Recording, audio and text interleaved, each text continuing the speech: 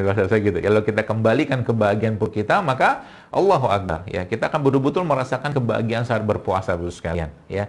Maka Allah Subhanahu wa taala menciptakan berbagai macam makanan dengan berbagai macam warna.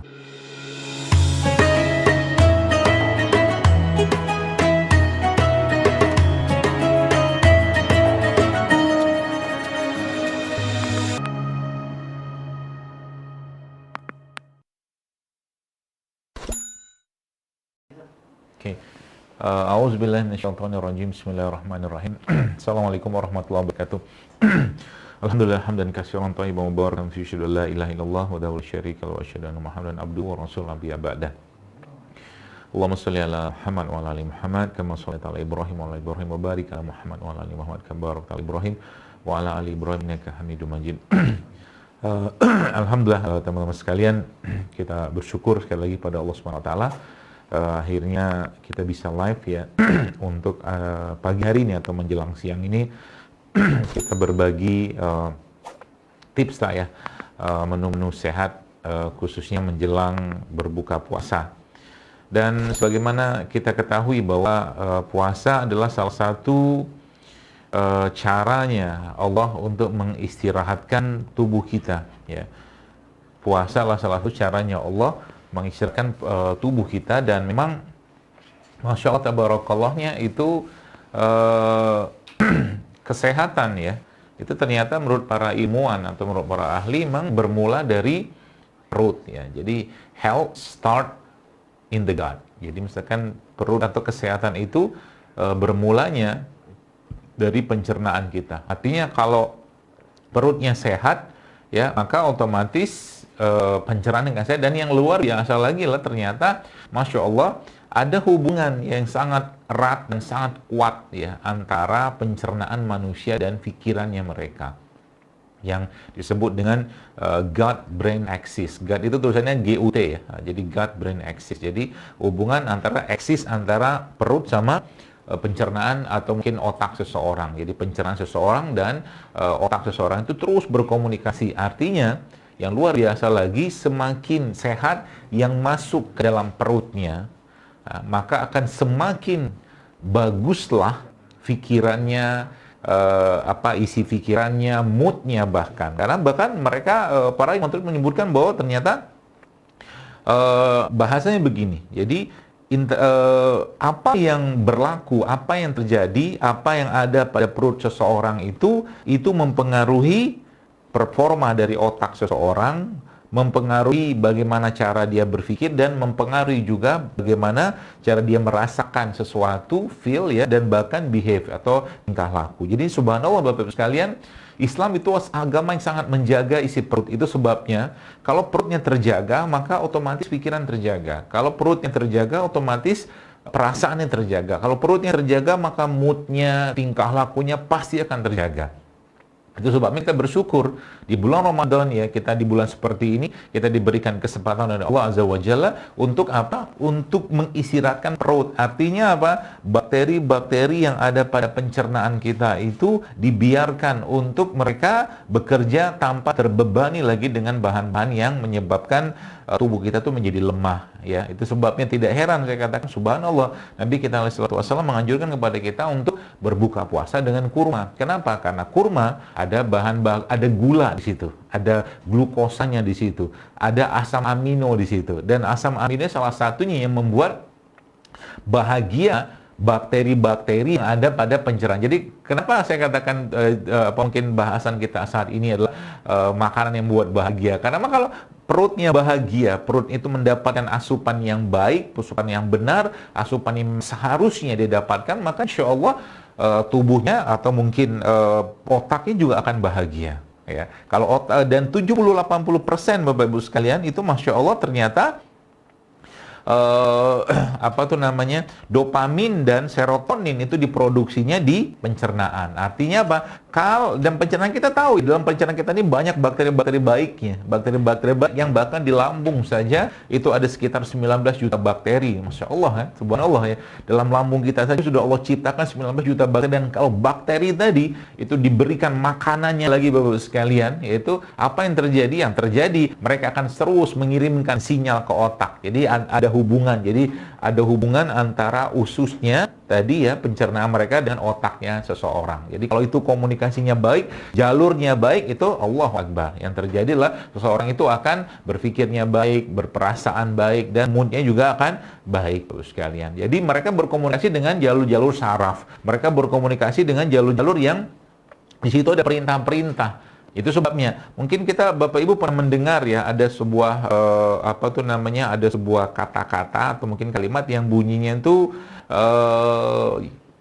good food is good mood. Ya, good food is good mood. Jadi kalau makanan itu baik, sekalian, maka dia akan memberikan mood yang baik ke perasaan atau ke otak kita. Ya, jadi kalau makanannya baik, itu maka pencernaan kita akan memproduksi lebih banyak lagi serotonin yang akhirnya menimbulkan perasaan bahagia dalam otak seseorang. Ya, demikian juga sama sebenarnya. Jadi kalau sekarang kondisinya banyak orang sekarang, saya sering dapatkan tuh orang anxiety, cemas segala macam, yaitu komunikasi antara perut dan otaknya udah nggak berimbang lagi, udah nggak bagus jalurnya gitu kan. Akibat dari apa? Akibat dari terlalu banyak beban, akibat dari terlalu banyak beban yang ada di perut, khususnya dari makanan-makanan makanan olahan, makanan tinggi karbohidrat, ya, makanan-makanan yang membebani perutnya. Bahkan di situ enzimnya minus atau bahkan miskin enzim, miskin vitamin, miskin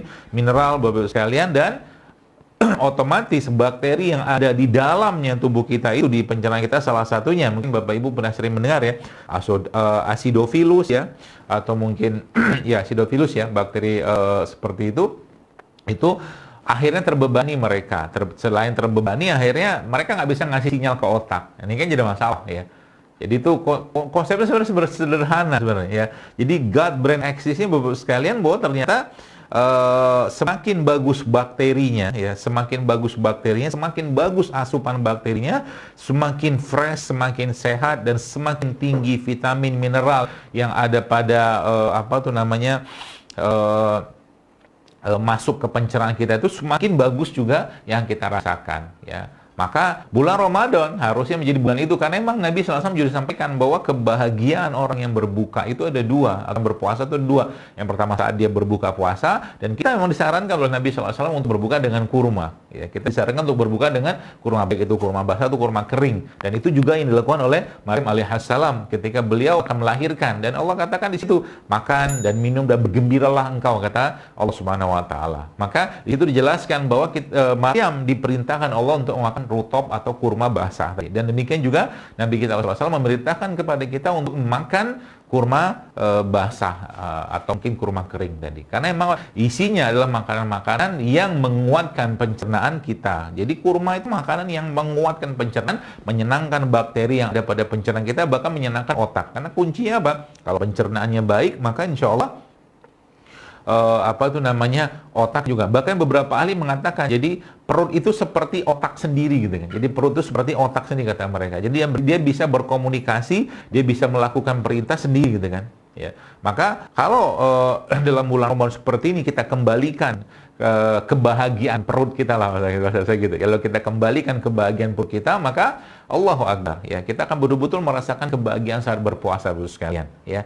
Maka Allah Subhanahu Wa Taala menciptakan berbagai macam makanan dengan berbagai macam warna, berbagai macam rasa, ya. Dan itu semua kalau kita kumpulkan satu, maka jadinya Masya Allah, Barakallah. Itu sebabnya hari ini kita mau belajar sedikit ya, supaya nanti teman-teman bisa praktekkan nanti di rumah ya.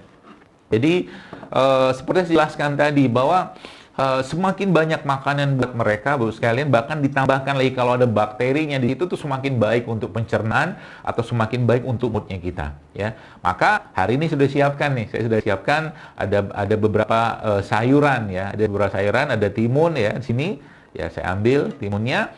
kemudian ada juga sawi di sini ya. Ada sawi.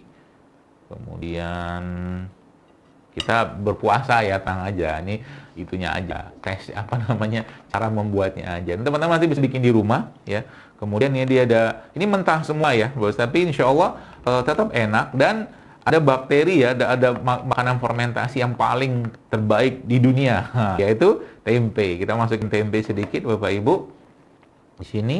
Kemudian saya tambahkan dengan buah apel ya, buah apel. Nanti teman-teman bisa itu sendiri ya, bisa apa namanya, bisa atur sendiri buahnya sesuai dengan apa namanya yang ada di tempat Anda lah, gitu kan. Ini ada apel, kemudian ada saya tambahkan juga dikit dengan jeruk apa dengan apa jambu biji ya, jambu itu, kemudian tambahkan sedikit dengan buah lagi musim nih sekarang ya, namanya buah apa nih jeruk bali ya. Udah cukup nih, jadi itu Bapak sekalian. Terus bagaimana cara kita jadi ini sudah beraneka warna, beraneka rasa, dan kita tambahkan lagi kepada mereka, ini salah satu yang menguatkan pencernaan kita itu jeruk nipis. Ini jeruk nipis saya proses ini. Oke. Lalu supaya kuat kita tambahkan sumber asam amino yang baik pada tubuh kita. Untuk tubuh kita namanya madu. Jadi kita tambahkan madu, Bapak sekalian. Nah, gitu ya. Selanjutnya, nah, kita tambahkan sedikit dengan mineral yang kita dapatkan. Ini madu ya. Kemudian, oh ini wadahnya. Oke, nah ini kita tambahkan sedikit sama garam ya. Garam, kita ambil sedikit garamnya. Kita aja. Oke, sedikit lagi. Dan kita tambahkan sedikit lagi dengan lada hitam biar ada sedikit rasa pedesnya ya. Lalu setelah itu Bapak Ibu ya aduk ya, diaduk, jangan dimakan karena kita lagi berpuasa ya. Jangan lupa, jangan hilap ya. Hilap pula repot kita. Rezeki sih kalau yang pertama, kalau hilap beneran. Ya. Maka Bapak sekalian, dalam makanan ini ya, mungkin kita kalau di rumah ada nih, kalau ada ya. Kalau teman-teman nggak ada, ya mungkin stoknya nggak punya, nggak apa-apa. Kita bisa tambahkan lagi dengan ini kurma ya. Saya tambahkan dengan kurma suiran kurma nih, suiran kurma. Yang tambahkan lagi dengan kacang almond kalau ada. Ya, kalau nggak ada juga nggak apa-apa. Jadi bisa dibuat sesederhana mungkin atau apa tuh namanya? Dibuat seoptimal mungkin. Jadi di sini ada proteinnya, ya ada kacang-kacangan ya. Kita tambahkan ada asam amino dari kurma tadi, ada enzimnya, ada probiotiknya dari tempenya, Bapak sekalian. Ya. Jadi ini sebenarnya kalau mungkin bahasa saya seseorang ya, mungkin kita di Ramadan kayak begini ya, tambahkan sedikit madu lagi ya, biar kelihatan basah dia. Wah, nanti bisa di-syuting itu. Ya. Ini makanan Bapak sekalian, Masya Allah, tabarakallahnya ya, kalau seandainya ini apa tuh namanya dikonsumsi ya waktu kita berpuasa atau kita waktu berbuka puasa, itu kalau boleh saya bilang tuh nanti perutnya akan ngirim WhatsApp. Ya ala-alanya kita lah. Perutnya akan ngirim WhatsApp, dia katakan jazakallah khair, kata dia kan, Masya Allah, terima kasih gitu kan. Selama ini isinya apa? Gorengan gitu kan. Padahal sederhana kayak begini ya. Tapi ini Bapak sekalian, ini makannya akan membuat mood kita akan berubah sekali. Mood kita, kenapa?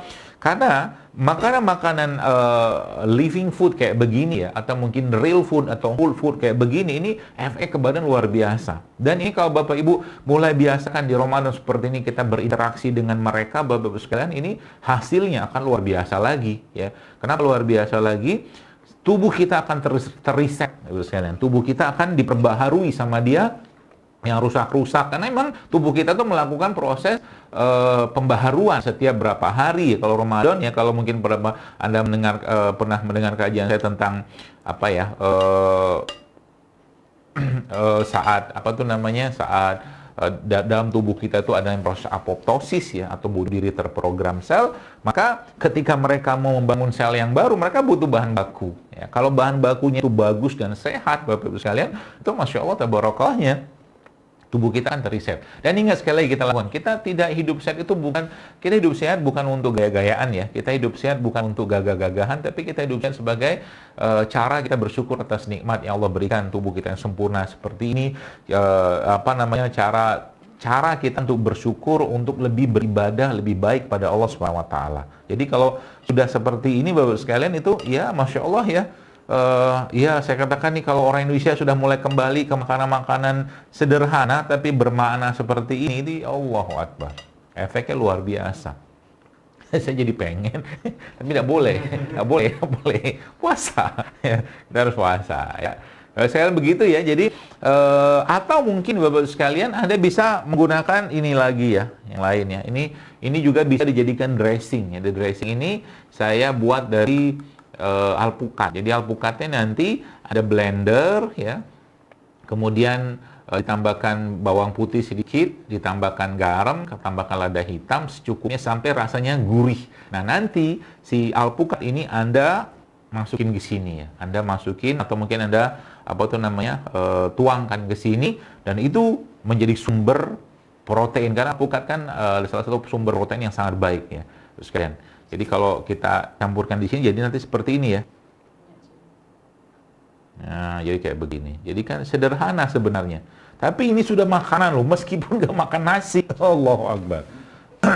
Jadi para pencinta nasi jangan khawatir. Ini makanan sudah bikin kenyang. Ya, kalau memang goalnya kenyang. Kalau saya bukan kenyang mah, kita bukan mau bikin kenyang. Kita mau bikin bahagia badannya, bahagia otaknya, bahagia pikirannya, bahagia perutnya. Itu yang kita mau kejar ya.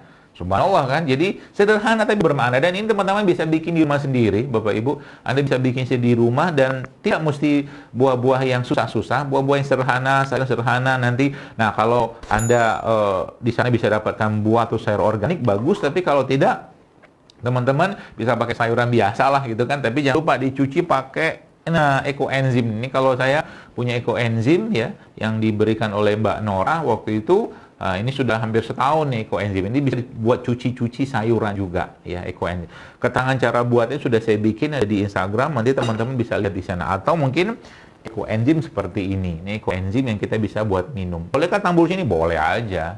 Tampur aja semua ya. Dan ini biasanya makanan kayak begini ini Masya Allah ya. Tabarakallah, saya sampaikan sinyal-sinyal dari otak kita, dari pencernaan kita tuh kan diperbaiki sama dia.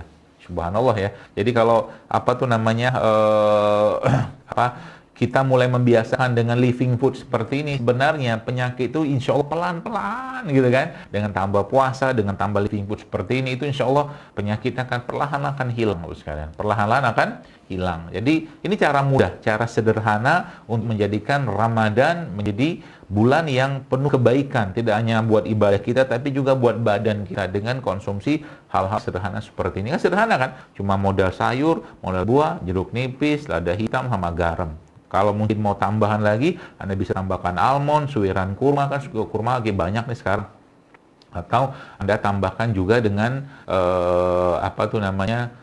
Anda tambahkan juga dengan tadi alpukat, itu juga akan menguatkan ya makanan tadi, dan selain itu full ya, jadi komplit nutrisi. Tapi kalau makan kayak begini insya Allah nggak bakal ngantuk ya, nggak bakal ngantuk karena enzimnya, vitaminnya, mineral masih komplit semua ya. Jadi kapan makan terbaiknya ya, bisa dimakan waktu kapan ya, buka boleh ya, terutama sih waktu berbuka sih ya, biar kita kuat ibadah malamnya. Nanti waktu sahurnya boleh juga makan ya, tapi mungkin sahur itu nggak usah banyak-banyak makan lah, kita secukupnya saja ya, sedikit saja, karena memang nggak banyak aktivitas ba'da sahur kan, nggak banyak aktivitas ibadah maksudnya. Seperti halnya kita kalau habis maghrib atau isya, biasanya apalagi yang menjelang-jelang 10 hari terakhir kan kita benar-benar fokus ibadah di malam hari ya.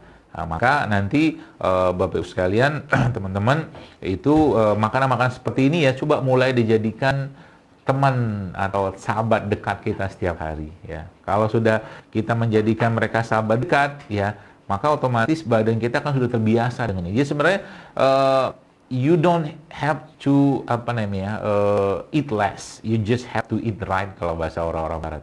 Sebenarnya Anda tuh nggak perlu ngurangi makan, tapi makan tuh secukupnya aja, tapi makan yang benar gitu kan, makan yang benar.